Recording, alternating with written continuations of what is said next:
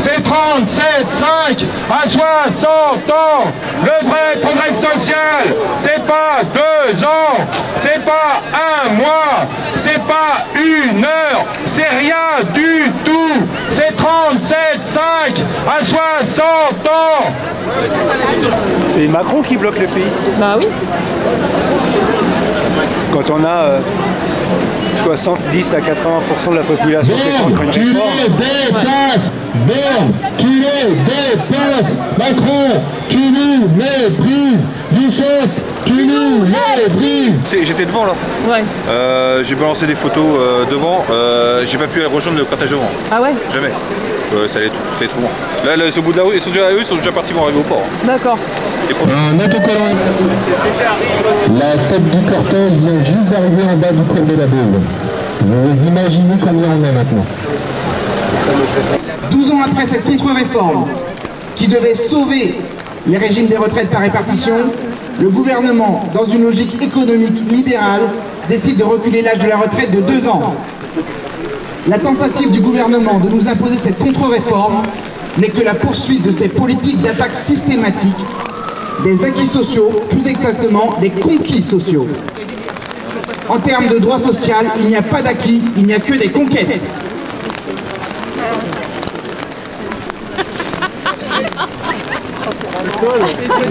Macron, tu nous fais chier! Après avoir durci les conditions d'indemnisation du chômage, avoir réduit la durée d'indemnisation d'un quart, le gouvernement veut s'en prendre à nos retraites.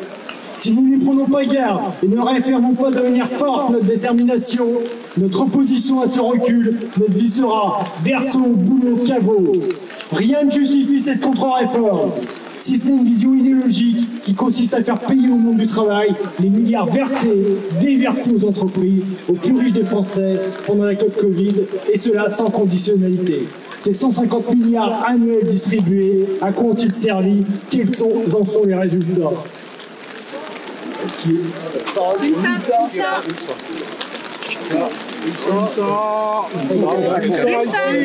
Je continue, voilà. Les services publics sont à l'agonie et les plans sociaux se poursuivent ou sont annoncés. Camailleux, Tourpargel, Courtepaille, Gosport et pour notre département Yves Rocher qui pourrait supprimer prochainement 300 postes. Dans le même temps, les entreprises cotées au 440 ont battu en 2022 un record en versant 80 milliards d'euros de dividendes à leurs actionnaires. Total a reversé 13,3 milliards, LVMH 7,1 milliards et Sanofi 4,7 milliards. Le patrimoine des 50 familles les plus riches de France est estimé à 1000 milliards d'euros. Il a été multiplié par 5 en 20 ans.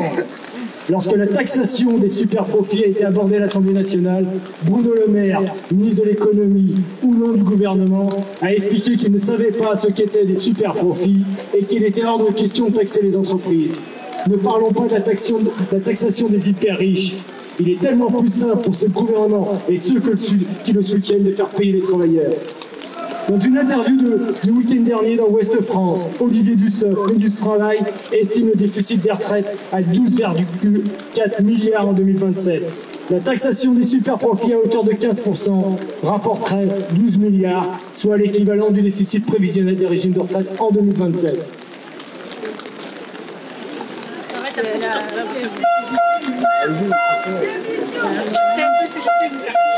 C'est un peu CGC. Oui, on est là. Ici, là. Arrive. Si j'arrive à venir, je prends. C'est historique, hein.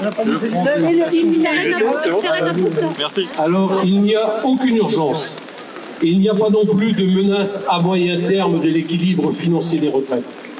Monsieur Macron agite le chiffon rouge pour justifier sa réforme et au passage financer d'autres politiques. Le Conseil d'orientation des retraites, technostructure à la main des gouvernements, estime dans son premier rapport que le système des retraites devrait, après avoir dégagé un excédent de 900 millions en 2021, être excédentaire de 3,2 milliards à la fin de 2022. Où donc l'urgence de nous faire travailler jusqu'à la mort s'en suive?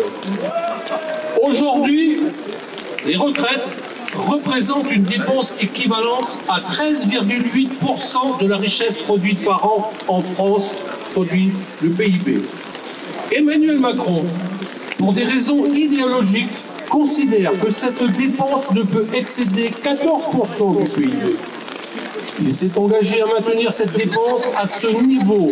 C'est notamment ce qui fondait sa réforme notionnelle de 2019.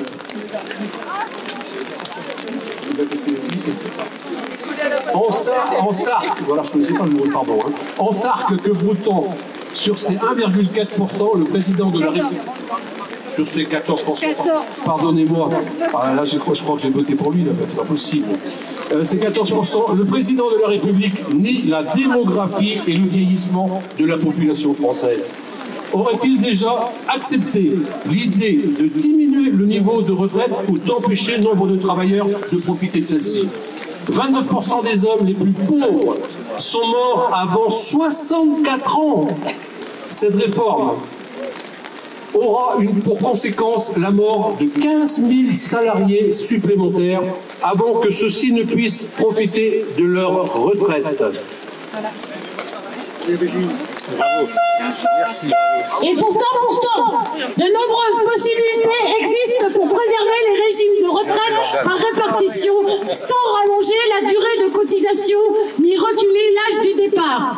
On pourrait taxer les super profits, taxer de manière exceptionnelle les hyper riches, rétablir l'impôt sur la fortune, supprimer la flat tax, indexer les salaires sur les prix, mettre en œuvre l'égalité salariale femmes-hommes qui représente 6 milliards de recettes nouvelles par an pour les régimes de retraite.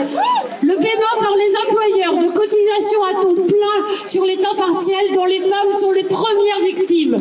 Augmenter la CSG sur les revenus des capitaux. Annuler l'exonération de cotisations sociales et la défiscalisation des primes et heures supplémentaires. Nous revendiquons la justice sociale et non le recul social. Travailleurs, notre première mobilisation est un succès partout dans le pays et sera insuffisante.